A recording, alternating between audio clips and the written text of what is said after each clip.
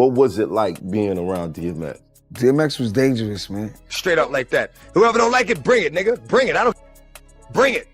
Bring it. When it comes to hip-hop legends, DMX wasn't just respected. He was feared, loved, and admired all at once. His voice, his energy, and the pain in his music made him one of the rawest artists the game has ever seen. But what people sometimes forget is that X's authenticity didn't stop in the booth. It followed him everywhere he went.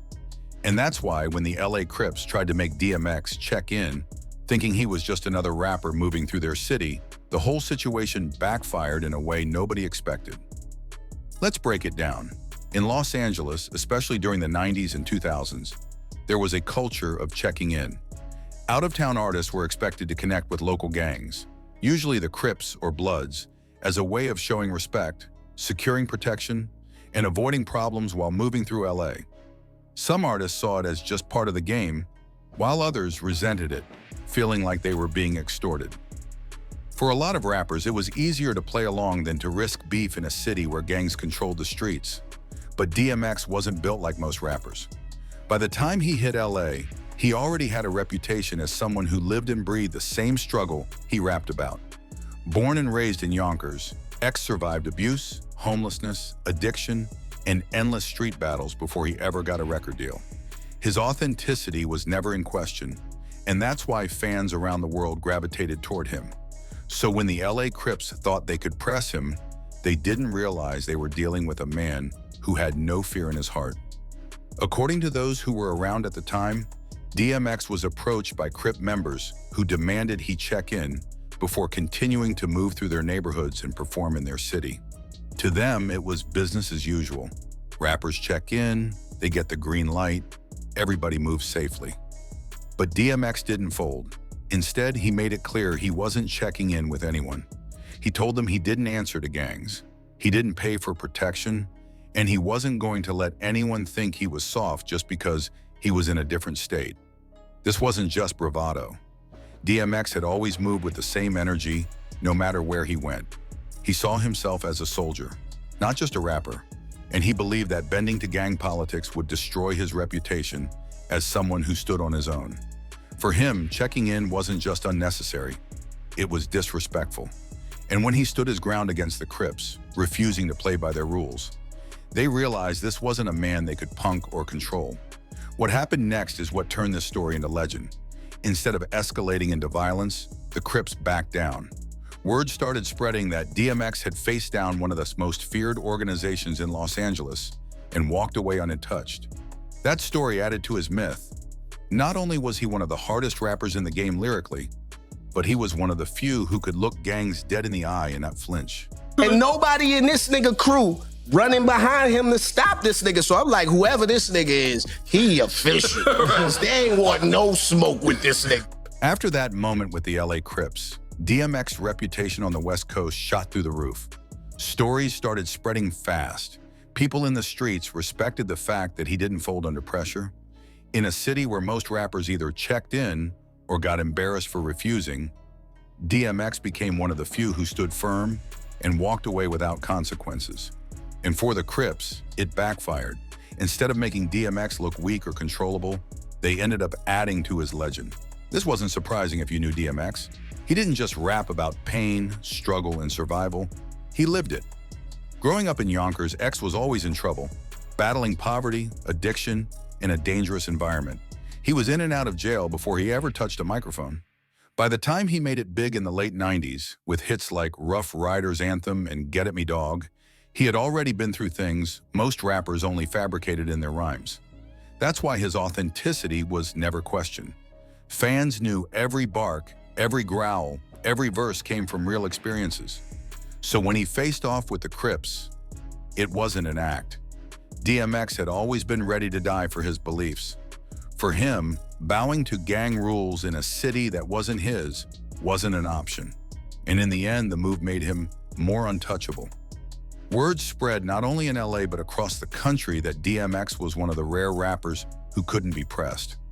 Whether you were from New York, Louisiana, or anywhere else, the respect was the same.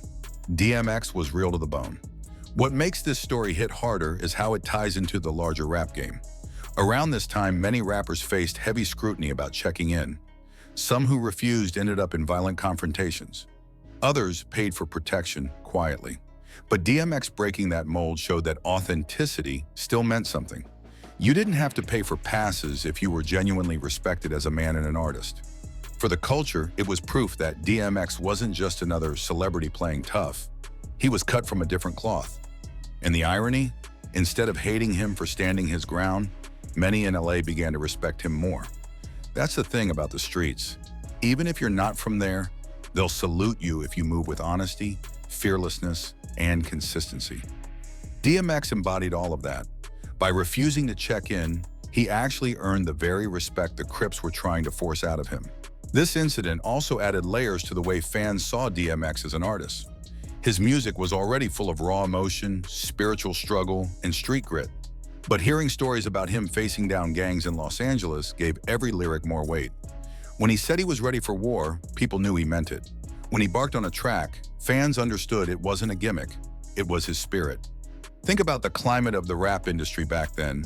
The late 90s and early 2000s were filled with questions about who was really about that life and who wasn't. Plenty of rappers talked tough on records, but couldn't back it up in real life. For DMX, there was no separation. He was the same man in the booth, on stage, or in the streets, and that's why fans believed in him so deeply. This Crip encounter only reinforced what they already knew. DMX was cut different. What's wild is how the story has echoed over the years. Younger rappers often bring up the idea of checking in whenever they head to Los Angeles. Even today, it's still a topic.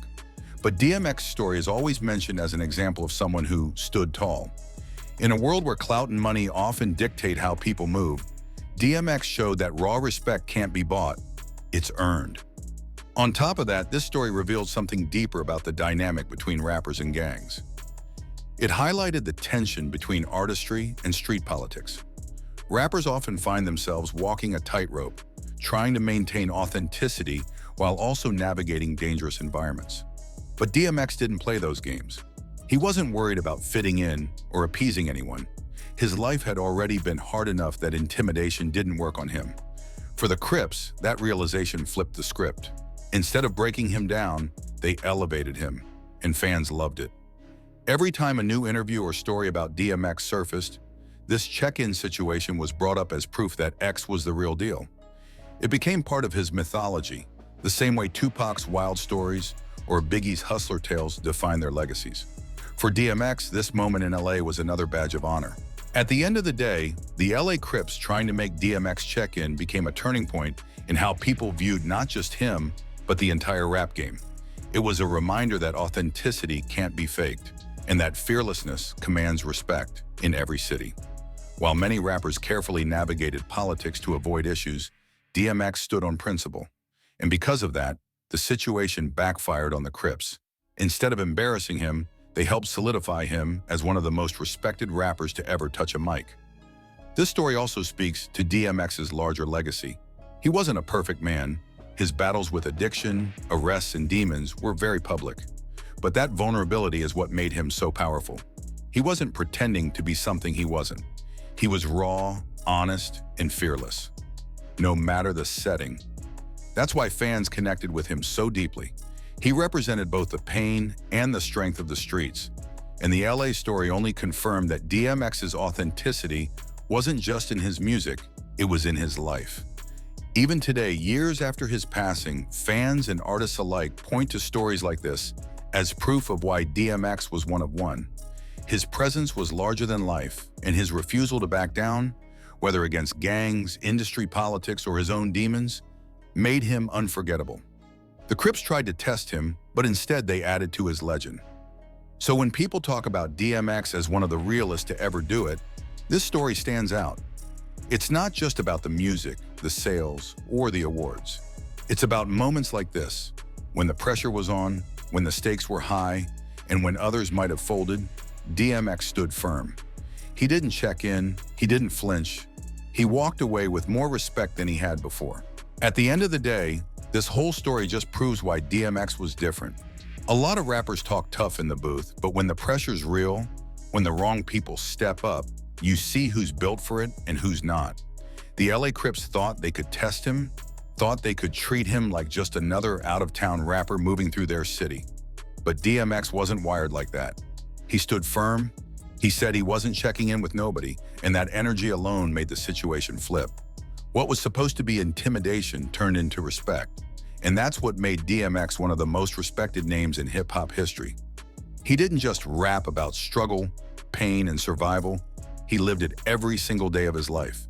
He came from the bottom, fought his demons, and never pretended to be anything he wasn't.